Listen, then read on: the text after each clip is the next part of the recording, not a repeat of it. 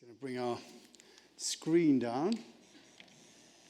And I mean, we're looking at the nature of reality, and sometimes it's a bit odd. You think, well, here I am coming to church, and why are we looking at the nature of reality? Surely we should be looking at, God and Jesus and worship and things like that. But from my perspective, unless all that is rooted in reality, then it's what I would call an idealized, fabricated reality. How real is our ideas about God? How much is it based in reality?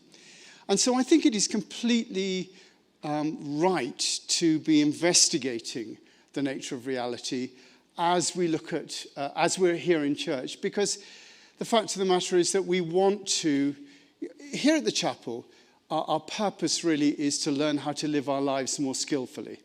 We learn from each other how to live our lives more skillfully.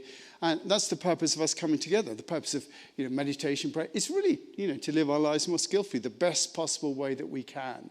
So that's really the context of why I want to do this. Last week, we looked at the fact that the way we look at reality is dependent on our perspective. How we look at things depends upon where we're looking at it from. Our perspective is so important. We think our view is objective, but actually we have huge underlying assumptions. Someone in the Stone Age would talk about God riding his chariot across the sky, the sun god, every day. And that would be their reality. And someone in the Middle Ages would say that Jesus being in heaven somewhere up there, and that was absolute reality. And in the Middle Ages, if you contradicted them, you're liable for torture and execution. That was the established reality. Nowadays, we take a different perspective.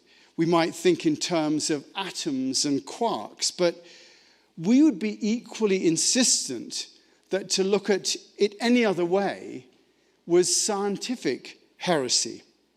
Now, if you want to sort of catch up on what we've done before, the red cards in front of you in the seats just show you how to get hold of our podcasts and previous services. If you want to watch them, you can do that. If you are new to the chapel and you want to be on our mailing list and hear about events, then the blue cards, you can just fill those in. There's a pencil there as well, and either put it in the collection plate or give it to someone afterwards. But that's how one gets that. So we're looking at reality.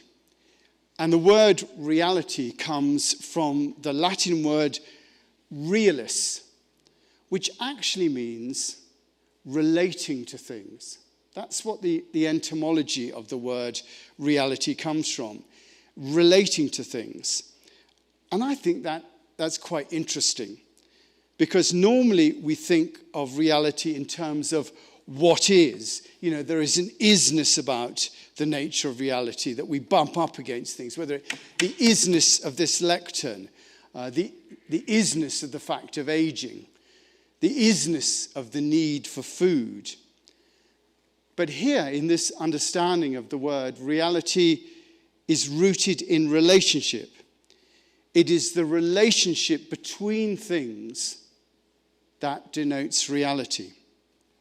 I was talking to Tom Hirsch last week, who's a member of our community here, after the service, and he was saying to me that every conversation that we have requires translation.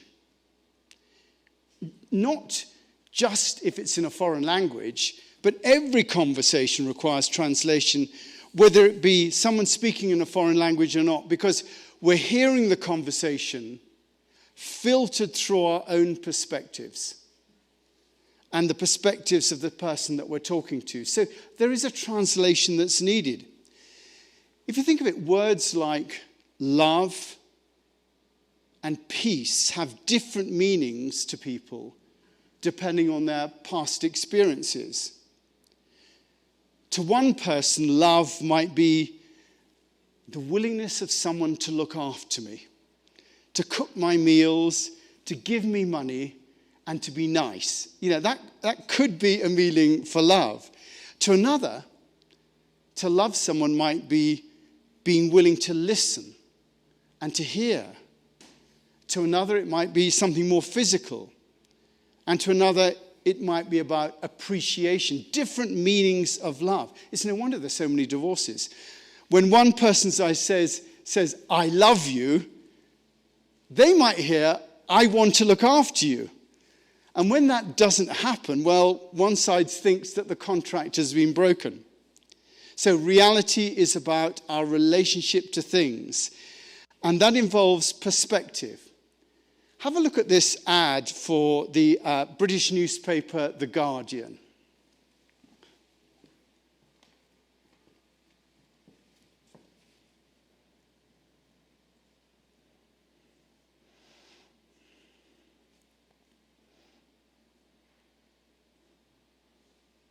An event seen from one point of view gives one impression.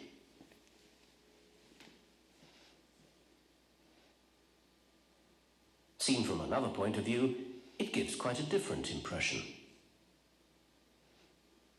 But it's only when you get the whole picture you can fully understand what's going on.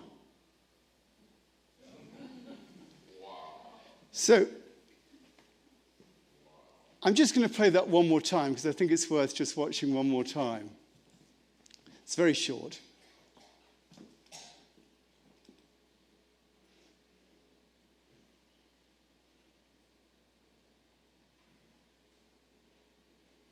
An event seen from one point of view gives one impression.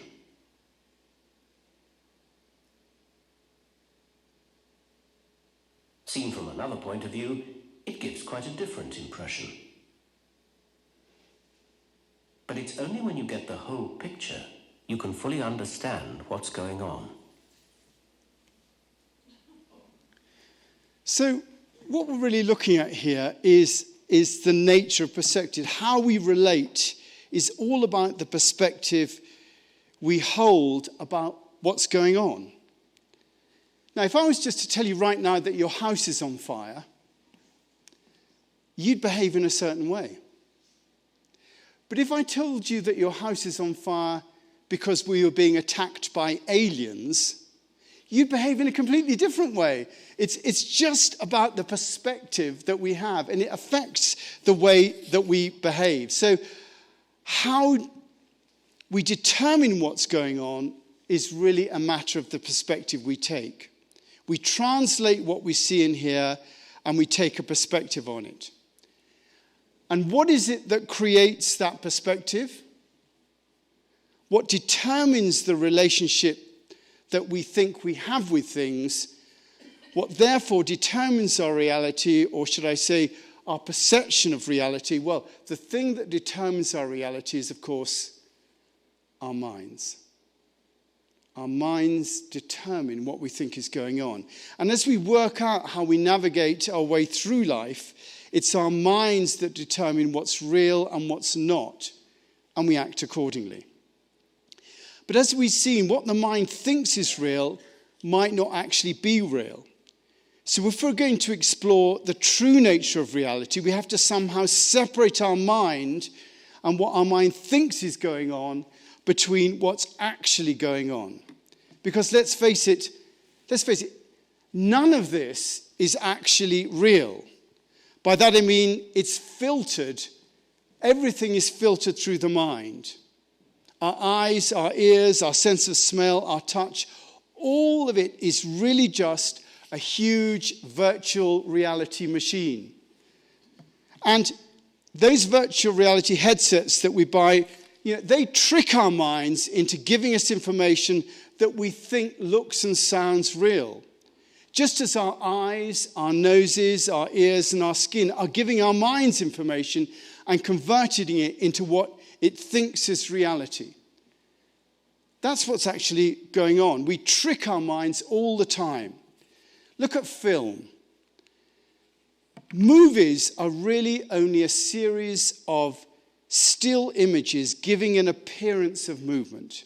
The horse is not actually moving here, but because we make the images move quickly, the mind is tricked into thinking there is actually movement happening. Interesting enough, before this film, this is the first film ever made of a horse. And before this film was made, the mind was not able to work out how horses galloped, which is why before movies, horses were always depicted as galloping with their legs opening, like this. If you have a look at pictures before film, that's how horses are painted. And the reason they're painted that is that's how everybody thought horses galloped.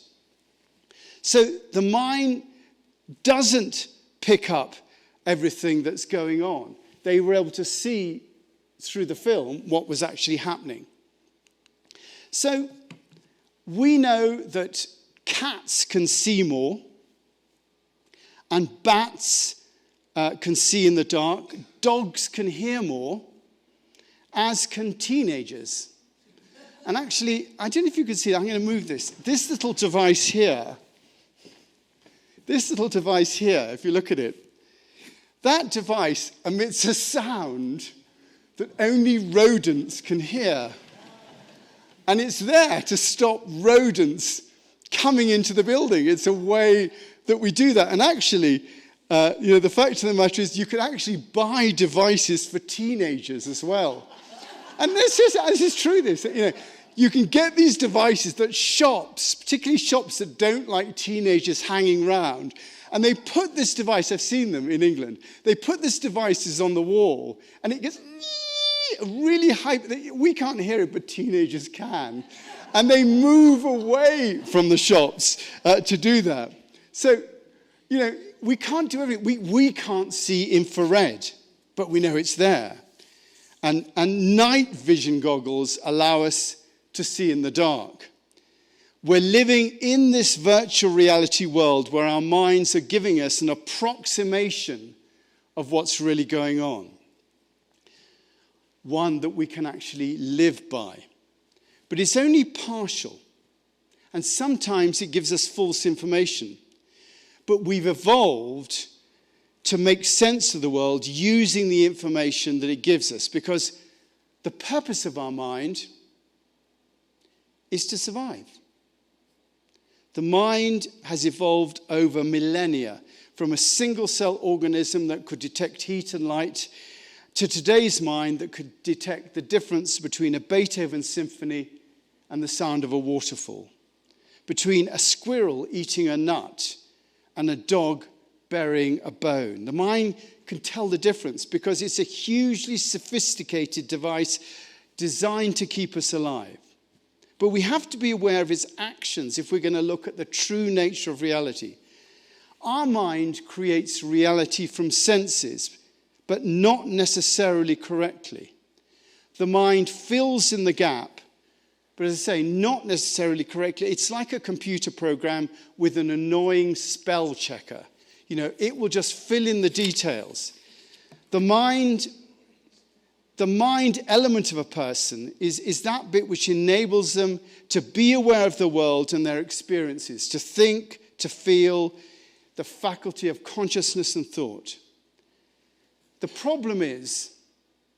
problem, of course, is that most of us, we think that we're our minds. We think that we're our minds. We identify with them. And they have a complete monopoly. There's not someone saying, hey, what about this? The mind is all the time giving us that monopoly. It's our software and our search engine all rolled into one. It has the monopoly on everything, and we take it for granted. We accept it as nearly always being right. I mean, we do question ourselves, I know, but once we've questioned ourselves, the mind then tells us that we're right in making whatever decision that we make. And most of us identify with it. That's how wars break out, fights break out. It's all about that. We think of ourselves as independently minded. However, most of us have already made our minds up about things. And they know what they want long before we want to think through the implications of what it's thinking. And most of us think that we are our personalities. I mean, Jeff is Jeff, and Jeff knows the Jeffness of Jeff, and I know the Nicholasness of Nicholas, and I exist with that. But I said this before, but, personalities comes from the Greek word persona. And the persona is actually, that's a persona. It is a Greek mask. It's what they used to use in Greek plays. And persona, the word literally means that which is spoken through. That's what it means. It is the mask they put on to have their plays. And so our personality, to some extent, is the mask that we put on for, to go about our daily life. What the mind really is the sum total of everything that we've learnt, good or bad. And the problem is it takes control of situations when we're on automatic. By watching our minds, we can work out and become aware of aspects of our minds that we want to support and those that we do not. We could become aware of what's real and what's the mind is telling us is real. There's a lovely guru story. There was in the old days when you went to monasteries, you could get a bed in the monastery free for the night if you could best someone in the monastery in an argument. Buddhists have these great things where they argue with each other to learn more. And so what used to happen is you go to the monastery and you challenge someone to have an argument. And this is a lovely little story about this sort of thing. If he's defeated, the monk has to move on afterwards. So, in a temple in the northern part of Japan, two brother monks were dwelling together in this monastery, two monks. The elder one was learned, but the younger one was stupid and had only one eye. A wandering monk came and asked for lodging, properly challenging them to a debate about the sublime teaching.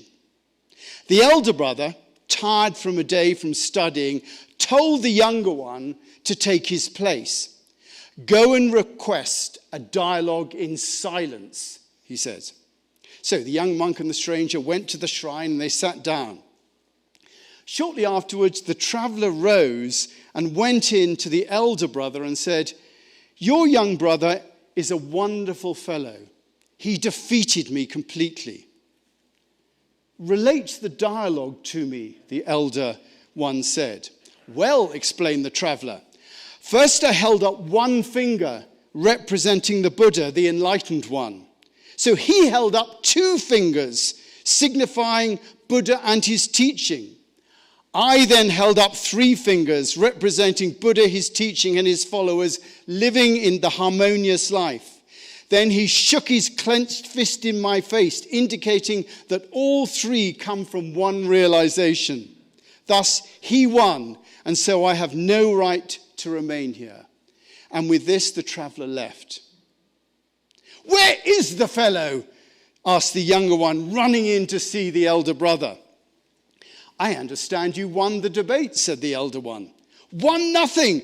I'm going to beat him up." "Tell me the subject of the debate," said the elder one. "Why, the minute he saw me, he held up one finger, insulting me by insinuating that I only have one eye. Since he was a stranger, I thought he'd be polite to me, so I held up two fingers, congratulating him on the fact he had two eyes. Then the wretch held up three fingers, suggesting that between us we only had three eyes. So I got mad and started to punch him, but he ran out and that ended it." So there you can see, that's how we live. That's a translation that's necessary. Most of our lives is lived with this sort of translation going on. We think we're in control of our minds, but we're not. In any given situation, there's always a choice of A and B. You can take the example of chocolate. You're in the supermarket at the checkout, you see a chocolate bar, you're hungry, your mind tells you you've got a choice. Either you eat the chocolate or you endure the pangs of hunger. You weigh out the alternatives and you think, well, should I eat the chocolate? I'll get fat. No. Or should I not eat the chocolate? I'll eat the chocolate. So you eat it. In fact, there are many alternatives. You could have turned back to the fruit counter and got an apple to deal with the hunger, or a drink, or waited till you'd left the checkout and had a snack in a restaurant. Advertisers know this. They produced 2 choices to slow the process. What we have to do is to slow the process down. The purpose of the mind is to survive. But it's interesting that its survival, the mind's survival, is not necessarily the same thing as our survival. Look at Hal in 2001. The astronaut realizes that Hal needs to be turned off in order for them all to survive. But Hal, the mind, is not willing to be turned off. Don't do that, Dave. He goes on and refuses to be turned off. And our minds are like that. Our minds are more likely to have itself survive than us survive. Look in particular things in the Eastern, like losing face. People are prepared to kill themselves rather than lose face. The mind is often willing to allow you to die so it can be right. Going to war, whatever it is, the mind will sometimes let you die. And we over-survive. Our minds were given us survival so we could escape from hairy mammoths and all that, so running away and, all the fight and flight. All that fight and flight stuff is still there within us. And most of us live with an incorrect picture of reality in our time. We just settle for the one that seems to work. Just as civilization settled for the idea that the world was flat until Galileo came along, we've developed our own views about life as a working hypothesis until we're wrong. Don't trust strangers. I always think it's great, here in Aspen where people don't lock their houses. We don't do that. We like not to do that, but, we do it until we're proved wrong. And after that moment, we will lock our houses. The trouble is, millions of people have these working hypotheses that we use every day to navigate our way through life. What I'm doing is really showing the mind is telling us what's real. And I'm trying to just show now that actually the mind is making up its own mind as to what it thinks is real. We're navigating our way through it. We may have come from a family that didn't show us much physical affection, physical love. So then we start to get the idea, because we come from a family that doesn't express physical love, that no one expresses love in a physical way. We then don't show affection ourselves, nor do we look for affection from others. And gradually we develop a view of life that simply doesn't include physical affection. We seek people out who live the life the same way, and everything we believe about the nature of physical affection is confirmed in the people that we seek out in our own lives. And so we see life in a certain way that doesn't include an aspect that many other people do include. What happens is that some sensory receptors in the brain begin to fail to operate. In this case, the receptors about physical reception. And as these begin to fail, the overall picture of the natural reality becomes skewed. What happens is that we begin to get into a situation whereby we need to develop ways of compensating for our lack of physical affection. We might become stern and controlling, thinking this is the way to get cooperation. We might begin drinking alcohol to replace the feelings that physical affection brings. We might begin to use intimacy, a way of getting release that we would normally get through gentle, more physical contact. We might develop a passion for stamp collecting, pouring all our frustration into that stamp collecting. However, whatever we develop, it's about the lack of the physical affection. We might think that all the people live in this way, but our mind has developed it in a way. And in the end, we develop sort of a persistent, unwanted condition because we're dealing with an unreality. The inability to follow something through to an end because we think we'll always fail. That's another persistent, unwanted condition. The inability to trust people fully. A tendency towards anger and physical violence. Always ending up being ignored. The mind can move us into that. There's this wonderful poem that I've used before called Autobiography in 3 Chapters. And it says, describes how the mind deals with these sorts of things. This is by Sogyal Rinpoche. Autobiography in 3 chapters. I walk down the street. There is a deep hole in the pavement. I fall in. I am lost. I am hopeless. It isn't my fault. It takes forever to find a way out. I walk down the same street. There is a deep hole in the pavement. I pretend I don't see it. I fall in again. I can't believe I'm in the same place, but it isn't my fault. It still takes a long time to get out. I walk down the same street. There is a deep hole in the pavement. I see it there. I still fall in. It's a habit. My eyes are open. I know where I am. It is my fault. I get out immediately. I walk down the same street. There is a deep hole in the pavement. I walk around it. I walk down another street. Autobiography in 5 chapters. Because of the way we live our lives, most of us have developed ideas about the nature of reality from ideas that come from others. Other people work out theories, they write them down in books, and then our mind either agrees or disagrees with them depending on the decisions that we've made about our lives. If it agrees with the ideas, then we adopt them as part of our own belief system and we build up a reality.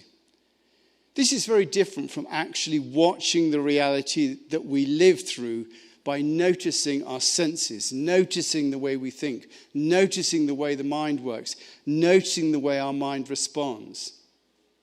That is our reality, as opposed to our thoughts about reality. I like that lovely definition of reality. Reality is that which continues to exist after you've stopped believing in it. And that pertains to the whole religious thing. Reality is that which continues to exist after you've stopped believing it.